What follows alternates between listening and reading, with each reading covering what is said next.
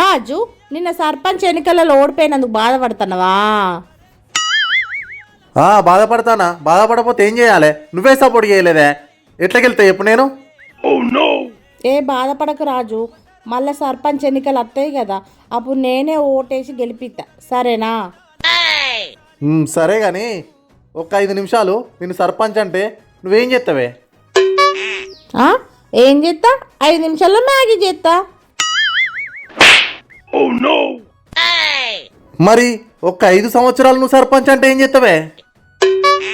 అబ్బో, 5 సంవత్సరాలు అంతమందికి మ్యాగీ చేసుడు అంటే నాతో కాదు.